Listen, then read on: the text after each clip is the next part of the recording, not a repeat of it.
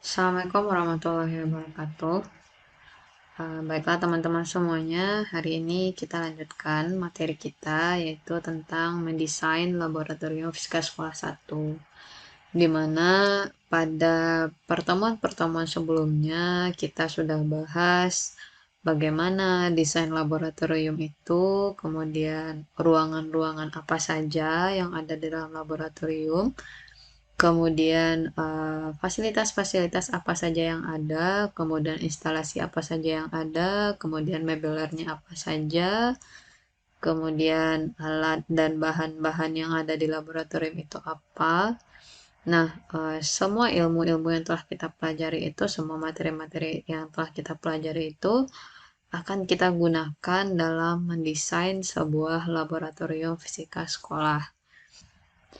Adapun capaian pembelajaran kita yaitu mahasiswa mampu merancang desain tata letak laboratorium fisika sekolah dengan indikator ketepatan merancang desain laboratorium yang efektif, efisien, dan optimal. Yang pertama kita lihat dulu desain laboratorium fisika. Jadi karakteristik ruangan laboratorium yang dikelola dengan baik itu haruslah efektif, efisien, kemudian sehat dan aman. Efektif di sini bagaimana? Efektif yaitu peralatannya mendukung peningkatan kualitas proses pembelajaran. Kalau efisien itu setting peralatan tidak menyia-nyiakan energi dan biaya. Kemudian sehat dan aman yaitu penerangan, ventilasi, sanitasi, air bersih, keselamatan kerja, dan lingkungan semuanya itu memenuhi persyaratan. Jadi karakteristik ruangan yang baik itu adalah ruangan yang efektif, efisien, sehat, dan aman. Kemudian bagaimana pengelolaan laboratorium yang optimal? Laboratorium yang optimal itu yang pertama kita lihat dulu dari optimasi ruangan. Optimasi ruangan itu adalah suatu usaha untuk mengoptimasikan pemakaian ruangan secara optimal sehingga memberi faedah dan penunjang pencapaian tujuan ruangan. Jadi penggunaan ruangan itu dapat memberikan faedah nantinya. Kemudian laboratorium yang optimum penggunaannya akan memberikan faedah yang sebesar-besarnya kepada siswa, yaitu memberikan keterampilan kejuruan yang handal nantinya. Kemudian peralatan atau fasilitas selalu siap pakai dan aman, yaitu semua peralatan atau fasilitas terhindar dari kerusakan, kemacetan, dan terlindung dari kehilangan.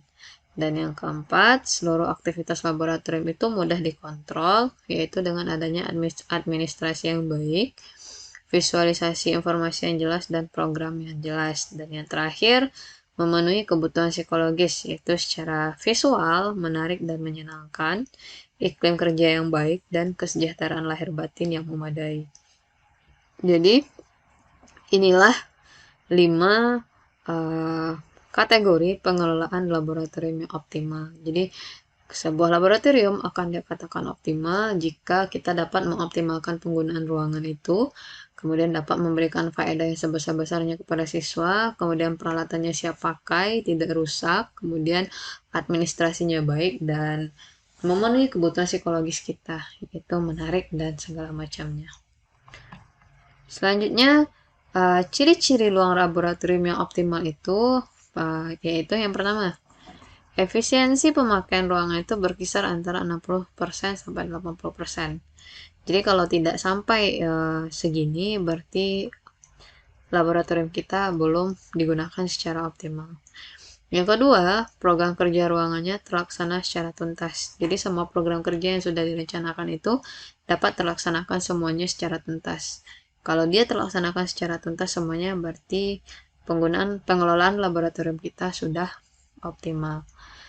Dan yang ketiga, pengelola dan staf ruangan laboratorium mendapatkan kepuasan yang optimal. Jadi yang menggunakan dan yang mengelola itu juga mendapatkan kepuasan gitu. Kalau mereka tidak puas berarti pengelolaan laboratorium kita masih belum optimal. Untuk mencapai optimalisasi laboratorium itu, apa yang harus kita lakukan? Yang pertama, kita harus menyusun jadwal pemakaian laboratorium. Yang kedua, kita harus menyusun daftar pembagian tugasnya. Setelah itu kita harus menentukan tata letak peralatan yang efisien, dan yang terakhir pemeliharaan yang efektif. Ini sudah pernah kita bahas, ini juga sudah. Nah, ini yang akan kita kerjakan sekarang. Kita akan menyusun tata letak peralatan yang efisien itu seperti apa nantinya. Makanya kita akan mendesain laboratorium nanti. Kemudian tata letaknya itu harus bagaimana? Sebelumnya kita telah mempelajari tentang manajemen laboratorium. Manajemen laboratorium ini sudah kita pelajari dari pertemuan pertama sampai pertemuan ke-7 sebelum UTS. Itu semuanya yang kita bahas adalah tentang pengelolaan laboratorium, lebih kepada manajemen laboratoriumnya seperti apa. Dimana manajemen itu terdiri dari perencanaan, penataan, pengadministrasian, pengamanan, perawatan, dan pengawasan. Yang akan kita bahas pada materi ini yaitu cara penataannya mau seperti apa. Kemudian perencanaan di laboratorium itu meliputi juga fasilitas-fasilitas laboratorium, di mana fasilitas laboratorium itu terdiri dari desain laboratorium, kemudian instalasi dalam laboratorium, kemudian mebeler apa saja yang ada di dalam laboratorium tersebut. Dan tata letak pengelolaan laboratorium itu merupakan suatu bentuk usaha pengaturan penempatan peralatan laboratorium sehingga laboratorium tersebut berwujud dan memenuhi persyaratan untuk beroperasi. Kemudian dalam mewujudkan satu laboratorium yang layak operasi itu diperlukan penataan peralatan yang tersusun rapi berdasar kepada proses dan langkah-langkah penggunaan atau aktivitas dalam laboratorium yang diharapkan. Jadi untuk melakukan tata letak pengelolaan laboratorium ini, itu adalah ini yang harus kita lakukan. Kemudian tujuan mendesain laboratorium. Apa sih tujuan dari mendesain laboratorium ini? Yang pertama, untuk mengurangi hambatan dalam upaya melaksanakan suatu pekerjaan yang menjadi tanggung jawabnya. Yang kedua, memberikan keamanan dan kenyamanan bagi pengguna atau pekerja atau operatornya. Yang ketiga, memberikan hasil yang maksimal dengan pendanaan yang minimal. Dan yang keempat, memaksimalkan penggunaan peralatan. Dan yang terakhir, mempermudah pengawasan. Jadi itu tujuannya. Sama kayak kita mendesain sebuah rumah, berarti kita kan mengharapkan nanti rumahnya itu akan seperti ini, desainnya mau seperti ini, biar nanti kitanya merasa bagaimana kenyamanan kita. Kemudian kita desain dulu buat estimasi biayanya nanti mau berapa. Nah, hampir sama dengan itu. Tujuan kita mendesain laboratorium fisika itu yang pertama untuk yaitu mengurangi hambatan dalam upaya pelaksanaannya, memberikan keamanan, kemudian memberikan hasil yang maksimal, dan memaksimalkan penggunaan peralatan dan mempermudah pengawasan. Jadi itu tujuan dari mendesain laboratorium. Desain laboratorium itu seperti apa? Ini sudah pernah kita bahas di pertemuan pertama, yaitu desain laboratorium fisika sekolah. Jadi di dalam laboratorium fisika sekolah itu minimal terdapat 4 ruangan, yaitu ada ruang praktikum, ruang guru, ruang persiapan, dan ruang penyimpanan. Dan yang paling utama harus ada itu adalah ruang praktikum dan ruang penyimpanan biasanya. Ini adalah ruangan yang minimal ada di dalam sebuah laboratorium. Kalau keempat-empatnya biasanya jarang, minimal adanya ruang praktikum dan ruang penyimpanan. Tapi laboratorium yang baik itu adalah laboratorium yang memiliki keempat ruangan ini. Ini kita kayak flashback atau kayak manggil lagi ingatan yang sebelumnya. Ruang praktikum itu yaitu ruang tempat berlangsungnya proses pembelajaran fisika di laboratorium. Kemudian kalau ruang guru yaitu tempat kerja bagi penanggung jawab laboratorium dan guru. Ruang persiapan biasanya digunakan untuk melakukan perawatan dan persiapan alat-alat laboratorium sebelum kita memulai praktikum biasanya. Dan ruang penyimpanan digunakan untuk menyimpan alat-alat yang sedang tidak digunakan. Jadi atau disebut juga dengan gudang. Nah, ini ruangan yang harus ada di dalam laboratorium. Kemudian bagaimana penataan ruang laboratorium fisika itu? Nah, ini kan gambar sebuah laboratorium ya. Nah, penataan ruang laboratorium fisika sekolah itu biasanya ada fasilitas, ada mebeler, dan ada instalasi di dalam laboratorium tersebut. Di mana fasilitas, mebeler, dan instalasi itu terdiri dari meja praktikum, meja demonstrasi, meja guru, dan meja persiapan. Jadi ada meja praktikum, meja demonstrasi, meja guru, dan meja persiapan. Ini biasanya meja praktikum letaknya di ruang praktikum, meja demonstrasi juga ada di ruang praktikum, meja guru itu biasanya ada di ruang guru, dan meja persiapan itu adanya di ruang persiapan. Kemudian ada kursi dan kursi praktikum dan kursi guru. Kemudian ada lemari penyimpanan alat dan bahan, ada rak arsip, ada loker siswa, ada LCD, ada papan tulis, ada lampu penerangan. Biasanya juga ada APAR. APAR ini adalah alat pemadam api ringan. Kemudian ada kotak P3K, kemudian ada ruang gerak siswa, ada jalur evakuasi, ada sirkulasi udara, kebersihan ruangan, ada tata tertib, biasanya juga ada instalasi air dan instalasi listrik dan lain-lainnya. Ini adalah fasilitas membeler dan instalasi yang ada di laboratorium. Oke, selanjutnya kita lihat contoh denah laboratorium. Ini adalah contoh denah laboratorium yang terdiri dari ruang praktikum, ruang penyimpanan, kemudian ada ruang guru dan ruang persiapan. Ini biasanya boleh digabung, boleh dipisah, karena biasanya ruang guru ini digunakan juga oleh laboran untuk mempersiapkan praktikum biasanya. Nah, di sini ruang praktikum ini adalah ruang yang paling besar dibandingkan ruangan-ruangan lainnya. Biasanya ruang praktikum ini luasnya itu 1,5 sampai 2 kali dari ruang kelas biasa. Di sini dapat kita lihat kalau ukurannya itu 7,7 dikali 6,2 meter. Sedangkan ruang penyimpanan dan ruang guru itu besarnya hampir sama. Biasanya ruang guru ini dan ruang persiapan digunakan untuk mempersiapkan praktikum-praktikum yang akan dilakukan, kemudian alat dan bahan yang diperlukan biasanya disiapkan di sini. Sedangkan alat-alat yang tidak kita gunakan, kita simpan di ruang penyimpanan. Ini adalah contoh denah dari laboratorium fisika. Kemudian, contoh tata letak fasilitas laboratorium. Di sini ada contoh, ini adalah ruangan penyimpanan. Di sini ada pintu plus ventilasi biasanya. Kemudian ini ada ventilasi, di sini juga ada ventilasi. Kemudian di sini ada jendela.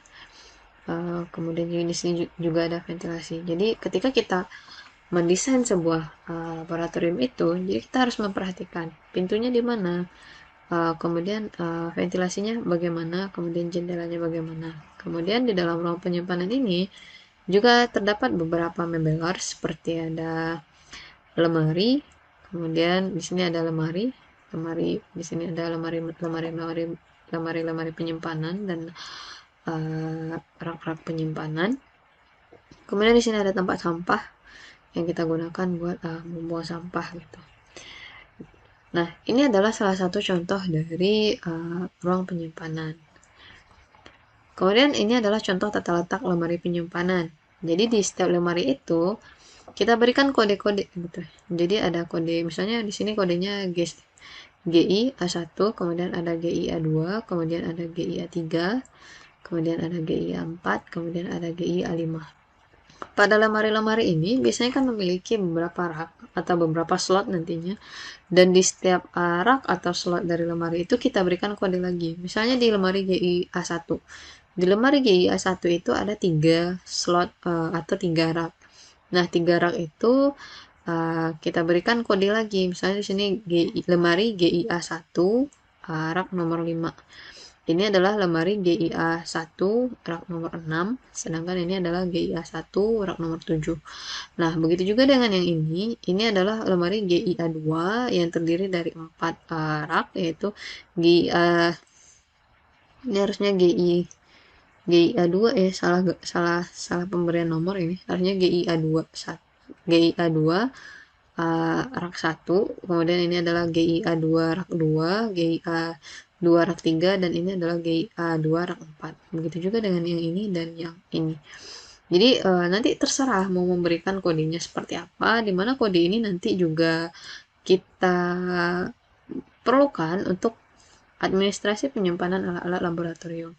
Misalnya multimeter itu tersimpan di GIA1 7 gitu.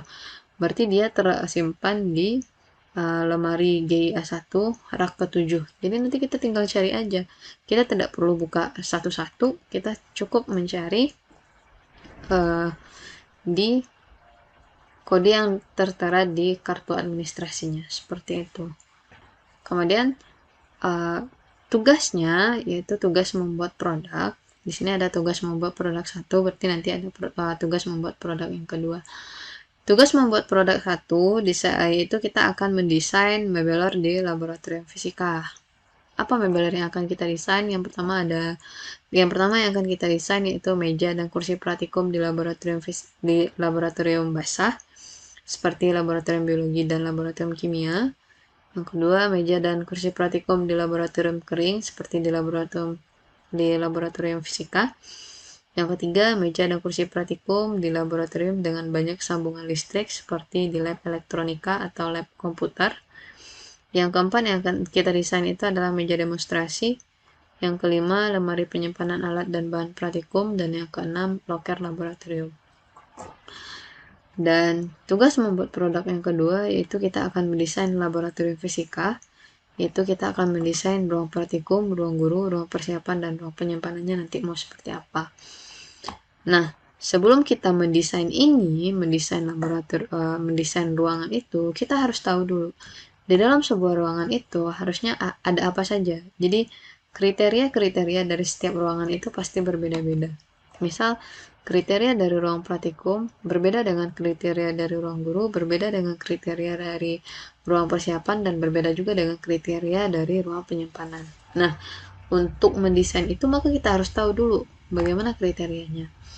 Untuk di ruang praktikum, karena biasanya digunakan sebagai ruang untuk praktikum dan juga digunakan untuk demonstrasi, maka biasanya ruang praktikum itu memiliki luas 1,5 atau sampai 2 kali luas ruang kelasnya. Jadi dia bisa 1,5 lebih luas atau 2 kalinya ya. Jadi tidak akan pernah sama besar dengan ruangan kelas. Kemudian apa saja fasilitas-fasilitas utama yang harus ada di dalam ruang praktikum? Di dalam ruang praktikum itu harus ada instalasi listrik, instalasi air, instalasi gas, dan instalasi limbah. Nah, ini nanti yang akan teman-teman desain, kira-kira nanti instalasi listriknya mau seperti apa, instalasi airnya mau ditaruh di mana, instalasi gasnya gimana, dan instalasi limbahnya gimana. Dan fasilitas mebeler yang harus ada di dalam ruang praktikum itu berupa meja dan kursi praktikum untuk siswa, dan kursi dan meja demonstrasi untuk guru, kemudian loker penitipan tas buku siswa, dan lemari penyimpanan alat-alat praktikum. Ini nanti fasilitas-fasilitas mebeler yang harus ada di dalam ruang praktikum. Kemudian di dalam ruang praktikum itu juga harus didesain nanti papan tulisnya mau ditaruh di mana. Kemudian kalau ada layar atau proyektor dan LCD nanti mau ditaruh di mana juga. Nah, itu nanti yang akan teman-teman desain kira-kira bentuknya mau seperti apa. Kemudian untuk ruang guru, kriteria dari ruang guru ini sebaiknya dia itu disekat dengan kaca, sehingga dari dalam ruang ini kita dapat mengawasi kegiatan di ruang praktikum. Kemudian di ruangan guru ini harus ada instalasi listrik dan ventilasi udara yang baik. Nanti silakan didesain instalasi listriknya mau bagaimana dan ventilasi udaranya bagaimana. Kemudian di ruang guru ini juga harus memiliki mebeler seperti kursi dan meja, kemudian lemari atau rak buku, kemudian lemari untuk keperluan administrasi, kemudian loker atau rak untuk menyimpan pekerjaan tulis siswa yang akan diperiksa oleh guru. Ini yang harus ada di dalam ruang guru. Kemudian yang ketiga, kriteria dari ruang persiapan. Ruang persiapan ini harusnya juga memiliki instalasi listrik dan ventilasi udara yang baik. Kemudian fasilitas mebeler yang harus ada itu berupa kursi dan meja kerja untuk melakukan perawatan dan persiapan. Kemudian lemari atau rak alat-alat, kemudian loket peminjaman alat-alat nantinya. Nah, dan yang terakhir untuk ruang penyimpanan. Di ruang penyimpanan ini biasanya yang harus ada yaitu memiliki instalasi listrik dan ventilasi udara yang memadai. kemudian memiliki fasilitas modular seperti macam-macam lemari alat dan bahan, kemudian macam-macam rak untuk alat-alatnya nanti. Jadi nanti silakan didesain lemari alatnya mau berapa, kemudian raknya mau bagaimana. Itu yang akan didesain di tugas project yang kedua. Oke, sekian kita lanjutkan dengan sesi diskusi dan tanya jawab.